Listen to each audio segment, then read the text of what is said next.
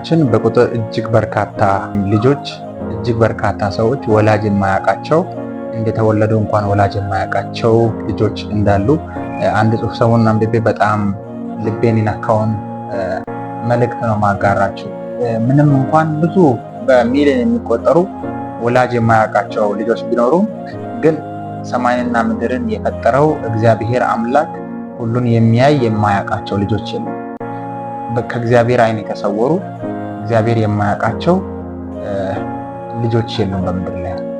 እግዚአብሔር የማያውቃቸው ልጆች የሉም። እግዚአብሔር ሁሉን ያያል፣ ሁሉን ያውቃል። አንድ ነገር ለማለት ፈልጌ ነው ይህን ልል የቻልኩት። በምንም አይነት ሁኔታ ውስጥ ሆናችሁ ሰው ሁልጊዜም የእናንተን ችግር ሁልጊዜም የእናንተን ሁኔታ ላያስተውል ይችላል። ሰዎች ሁልጊዜም ደስታችሁን ብቻ፣ ሰዎች ሳቃችሁን ብቻ፣ ሰዎች ፊታችሁን ብቻ ሊያዩ ይችላሉ። ነገር ግን እግዚአብሔር ሁሉን ያያል። እግዚአብሔር በሁሉ የህይወታችሁ ክፍል ላይ ያለ እግዚአብሔር እያንዳንዷን የህይወታችሁን እንቅስቃሴ ያያል። ከእግዚአብሔር ዓይን ውጭ አይደላችሁ። ከእግዚአብሔር ሀሳብ ውጭ አይደላችሁ።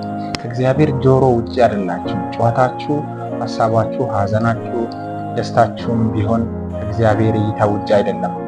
የምታዝኑ ሰዎች፣ ሰው ከጎናችሁ ስለሌለ የምታለቅሱ፣ ብቸኝነት የሚሰማችሁ፣ ሀዘን የሚሰማችሁ፣ ሰው የለም የምትሉ፣ እግዚአብሔር ግን አጠገባችሁ አለ።